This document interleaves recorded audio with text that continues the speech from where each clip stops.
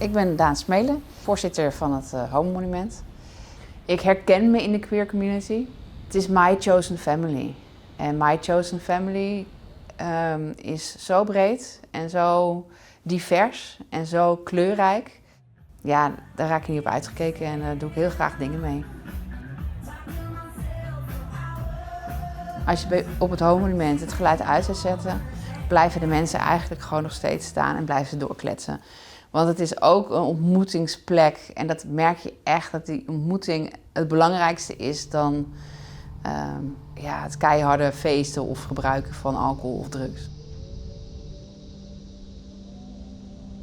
Het Homo Monument is opgezet omdat eigenlijk tijdens de dodenherdenking er op de Dam geen krans gelegd kon en mocht worden voor de slachtoffers die homoseksueel waren tijdens de Tweede Wereldoorlog.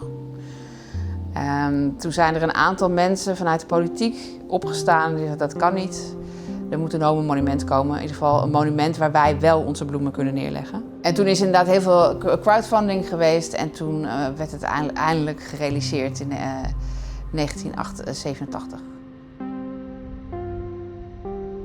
Ik heb foto's in mijn fotoboek van het Homo Monument, Koningsdag, ergens in de jaren 90 en dat was leeg. Er was gewoon geen feest, er was niks. Het was eigenlijk... En daar heeft Stichting Gala echt wel voor gezorgd om er een levend monument van te maken. Dat het een plek is waar we feesten, in het heden, demonstreren en herdenken. De Westermarkt in het hart van Moken. Daar ligt een driehoek van graniet. Gala stopte ermee, ik denk in 2008. En dan heb je mensen die aan de zijlijn staan en eigenlijk klagen. En dus inderdaad zeggen wat allemaal niet goed is. Of je kan er iets aan doen. Dus ik ben naar het stichting gegaan. En toen heb ik eigenlijk gezegd van we moeten het zelf gaan oppakken. Laten we het zelf oppakken, laten we zelf die feesten gaan neerzetten. Laten we het heft in de handen nemen. En zodoende ben ik bij de stichting gekomen. En hebben we eigenlijk alles zelf neergezet en nog georganiseerd. En is het nu gegroeid tot wat het nu is.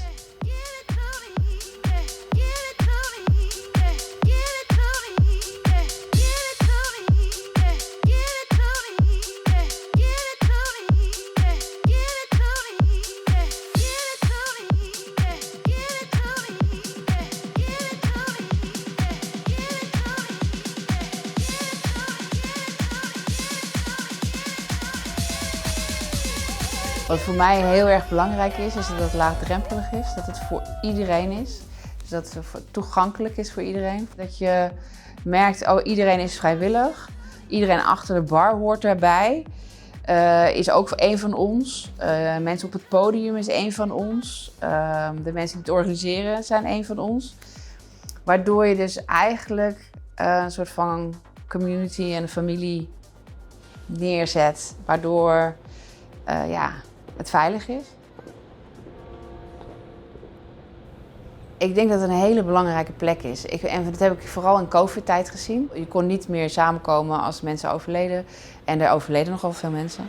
Er zijn heel veel wagens met de overleden mensen langs het Homo Monument geweest.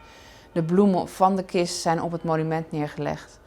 En ze zijn uitgezwaaid. En dan werd er in een heel klein besloten kringetje dan afscheid genomen. Maar het grootste afscheid was op het Homo Monument.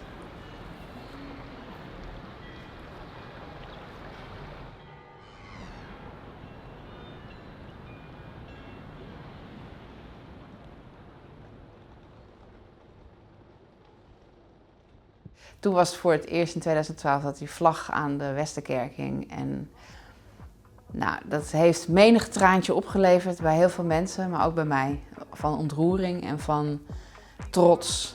En dat gewoon die vlag daar hing. En dat we dat voor elkaar hadden gekregen. En dat was zo'n statement op een kerk in Amsterdam. Mijn doel is geweest om te verbinden. Te verbinden tussen groepen die elkaar niet goed kunnen verstaan. Te luisteren en een plek te geven. Omdat vooral die gemarginaliseerde groepen, die groepen die er buiten die norm vallen, het moeilijk hebben en zwaar. En een plek nodig hebben. En gehoord moeten worden